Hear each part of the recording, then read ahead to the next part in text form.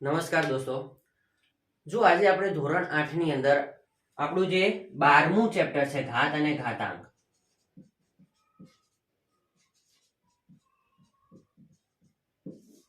એના વિશે અભ્યાસ કરવાના છીએ. આપણે શરૂઆતથી ભણીશું અને એકદમ સરળથી ભણીશું. હવે સમજો કે જે રીતે આપણે ક્લાસીસમાં શીખીએ છે એ રીતે જ આપણે અહીંયા વિડીયોમાં જોઈશું. હવે ઘાત અને ઘાતાંક શું છે તો તમને એક એક્ઝામ્પલ આપું કે જેવી રીતે કે સમજો કે 2 છે, 2 ગુણ્યા 2.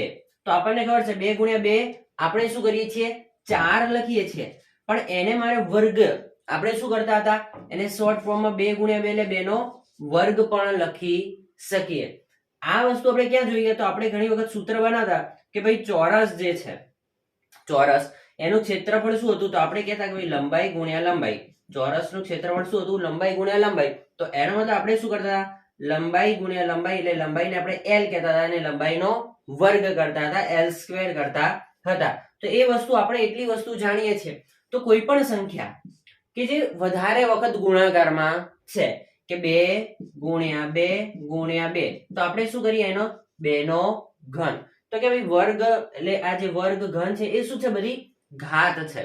તો કે અહીંયા ઘાતનો ઉપયોગ શા માટે તો ઘણી વખત તમારે એક્ઝામ્પલ આગળ આપણે જે સ્વાધ્યાય ગણીશું એમાં આવશે કે ઘણી વખત ઘણા કોષોનું માપ કે ઘણી મોટી જેમ કે પૃથ્વીની ત્રિજ્યા, આ બધા માપ જે મીટરમાં કે સેમીમાં લખીએ તો એ આંકડો ઘણો બધો મોટો આવે, જેમ કે અહીંયા 12 કરોડ ને એવી રીતે. તો વારે ઘડીએ જેટલી વખત આપણે એનું મૂલ્ય લખવાનું હોય એટલી વખત આટલો મોટો આંકડો ના લખવો પડે.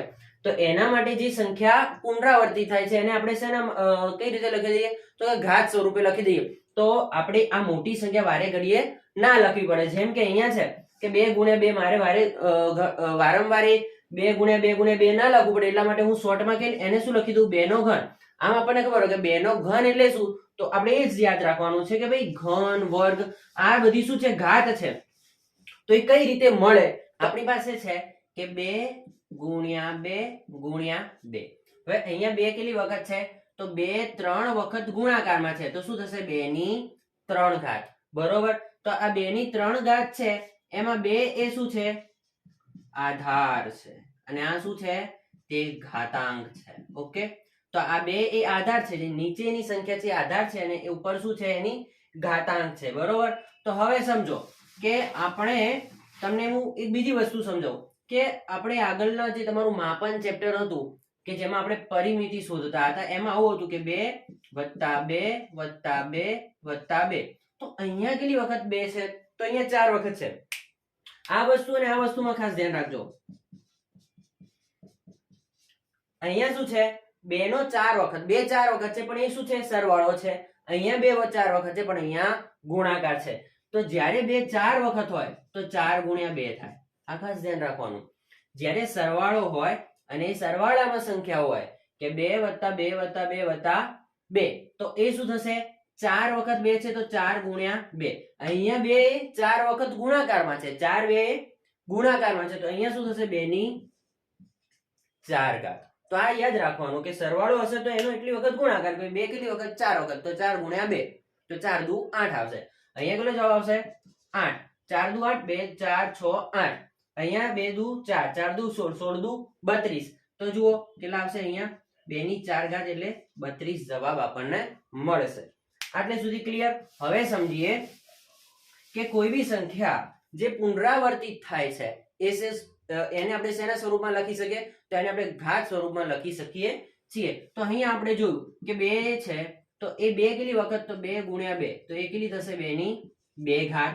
અહીંયા 2 ગુણ્યા 2 ગુણ્યા 2 ગુણ્યા 2 તો કેટલી વખત છે 2 એ 4 વખત છે તો 2 ની 4 ઘાત લખાય. આમ 2 ગુણ્યા 2 ગુણ્યા 2 ગુણ્યા 2 ગુણ્યા 2 ગુણ્યા 2 અહીં કેટલી વખત છે 6 વખત 2 છે તો 2 ની કેટલી ઘાત થશે 2 ની 6 ઘાત થશે. 2 3 વખત હોય, 2 3 વખત હોય તો 2 ની 3 ઘાત થાય. આવી રીતે ક્રમશઃ ઘાત 2 ની 2 ઘાત, 2 ની 3 ઘાત, 2 ની 4 ઘાત, 2 ની 5 ઘાત. તો એ શું છે એટલી વખત એ સંખ્યા ગુણાયેલી છે.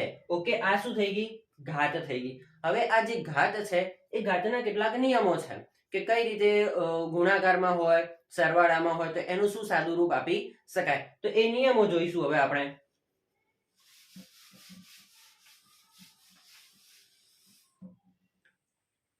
સૌથી પહેલા જુઓ કે સૂત્ર સ્વરૂપમાં જોઈએ અને એક્ઝામ્પલ પણ જોઈએ. ધારો કે a ની m ઘાત ગુણ્યા a ની n ઘાત. સમજો શું છે, તો અહીંયા એક આધાર છે. શું છે? આધાર કેટલો છે? a છે. બંને બાજુ જુઓ, આધાર કેવો છે? સરખો છે. અને એ બંનેનો ગુણાકાર છે. અને એની ઘાત કેટલી છે? m અને m. ઘાત અલગ અલગ છે. આ શું દર્શાવવા માંગે છે?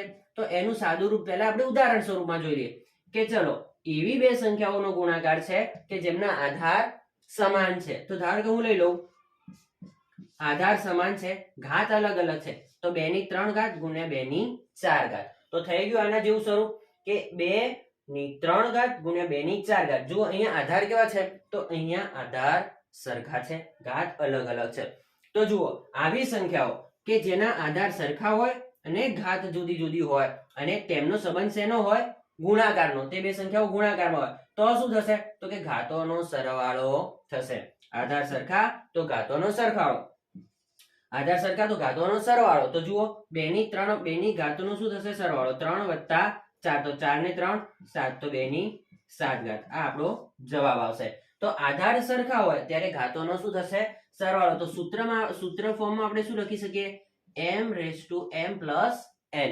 કે m ની કેટલી ઘાત? તો m ની m વત્તા n ઘાત. a ની કેટલી ઘાત? તો a ની m વત્તા n ઘાત. તો જ્યારે આધાર સરખા હોય અને ઘાત જુદી જુદી હોય અને એ બે સંખ્યાઓ શેમાં હોય? ગુણાકારમાં. તો આધાર સરખા, ઘાતોનો સરવાળો. ઓકે, બીજું એક એક્ઝામ્પલ જોઈ લઈએ. ચલો કે સમજો અહીંયા 5 છે, 5 ની 4 ઘાત છે ગુણ્યા 5 છે, 5 ની 6 ઘાત છે. તો સમજો આધાર સરખા તો ઘાતોનો સરવાળો 4 વત્તા 6, તો 6 ને 4 10, તો 5 ની 10 ઘાત. એકદમ સિમ્પલ. આધાર સરખા તો ઘાતોનો સરવાળો. હવે બીજો નિયમ જોઈએ.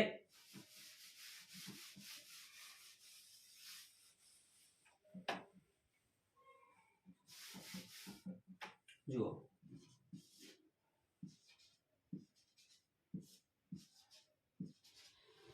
અહીંયા શું છે? બે સંખ્યાઓનો ભાગાકાર છે. બે સંખ્યાઓનો શું છે? ભાગાકાર છે.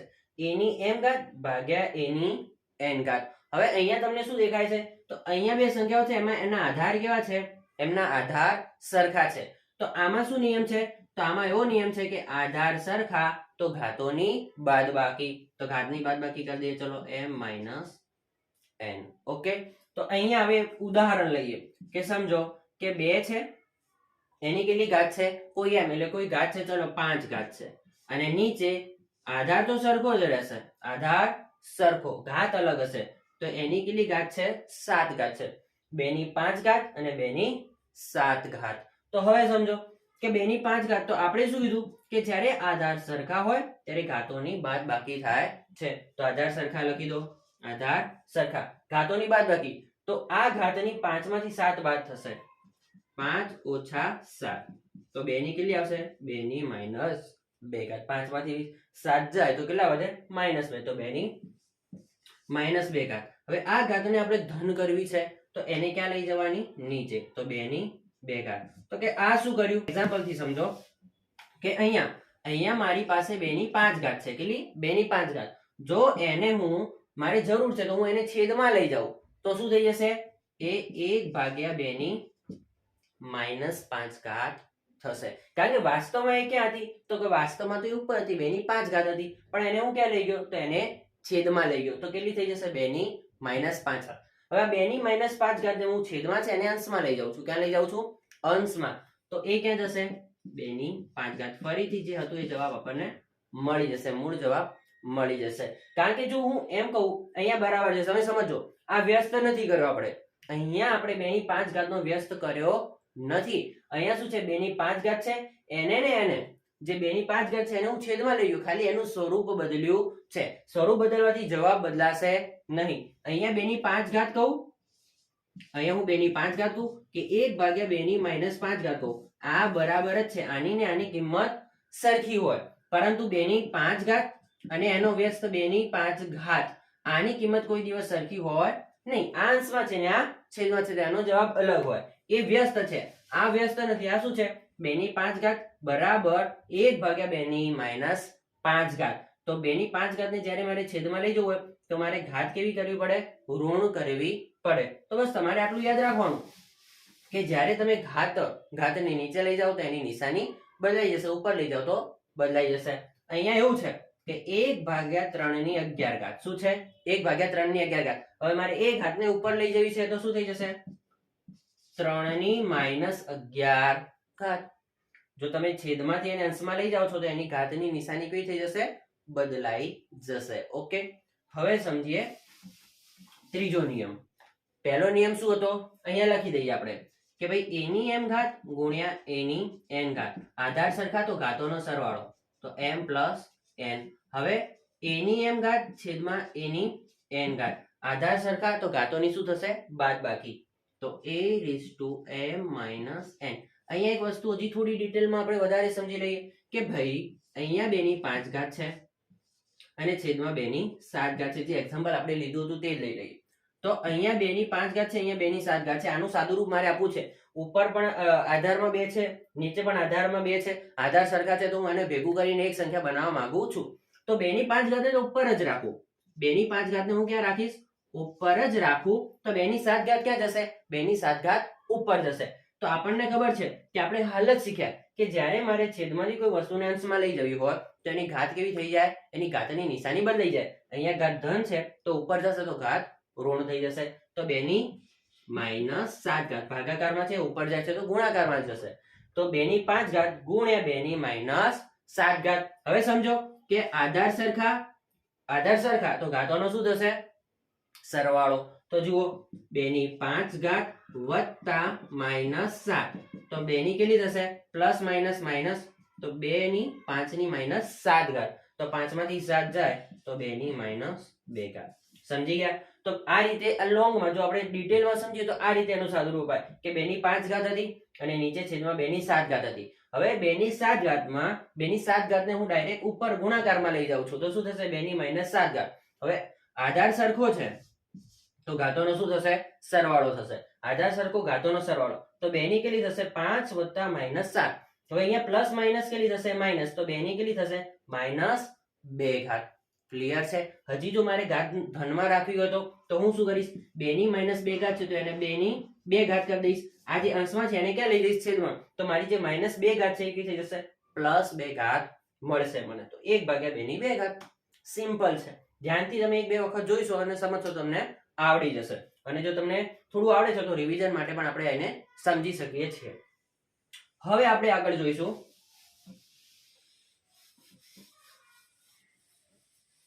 ત્રીજો નિયમ. ત્રીજો નિયમ આપણો શું છે કે ભાઈ જુઓ,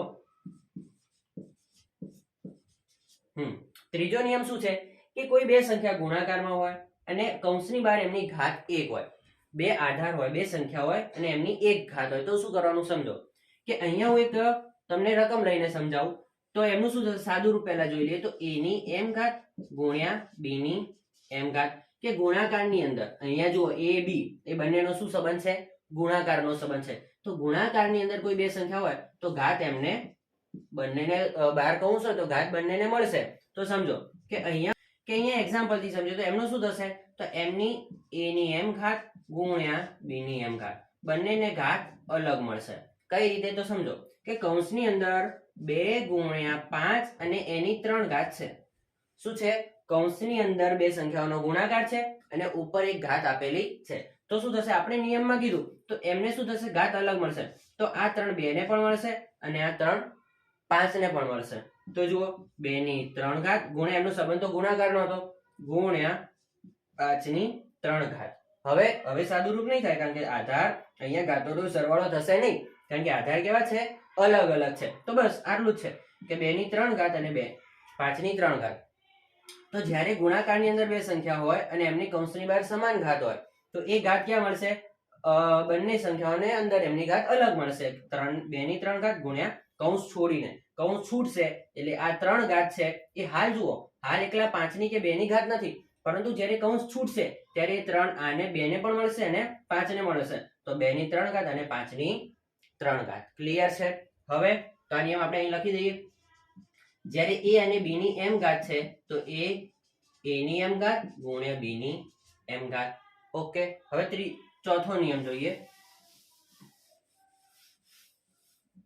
સમજો કે a ભાગ્યા b એની m ઘાત શું છે? a ભાગ્યા b ની m ઘાત કે કોઈ બે સંખ્યાઓ ભાગાકારમાં છે અને એમની ઘાત કેટલી છે? એમની ઘાત m છે. તો શું થશે? તો આમાં સેમ પેલા જેવું કે ભાઈ a ની m ઘાત ભાગ્યા b ની n ઘાત.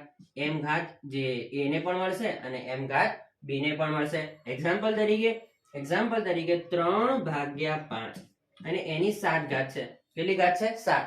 તો શું થશે? આ જે 7 ઘાત છે અંશને પણ મળશે અને છેદને પણ મળશે. તો જુઓ 3 ની 7 ઘાત ભાગ્યા 5 ની 7 ઘાત. એકદમ સિમ્પલ છે. જો ભાગાકારમાં કોઈ સંખ્યાઓ કૌંસની બહાર હોય તો એ ઘાત આને પણ મળશે અને આને પણ મળશે. તો 3 ની 7 ઘાત અને 5 ની 7 ઘાત. એકદમ સિમ્પલ છે. હવે આગળ જોઈએ.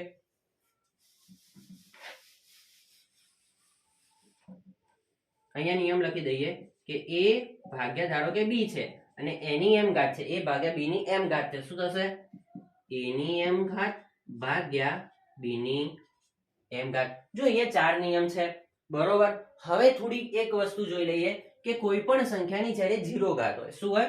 કોઈ પણ સંખ્યા હોય એની 0 ઘાત તો એનો જવાબ કેટલો આવે? 1 આવે. અને કોઈ પણ સંખ્યાની 1 ઘાત હોય તો એનો જવાબ શું રહેશે? એની એ સંખ્યા પોતે. જેવી રીતે કે 2 ની 0 ઘાત છે તો 2 ની 0 ઘાત કેટલી થશે? 1 થશે. અને 2 ની 1 ઘાત કેટલી થશે? તો 2 ના 2 જ રહેશે.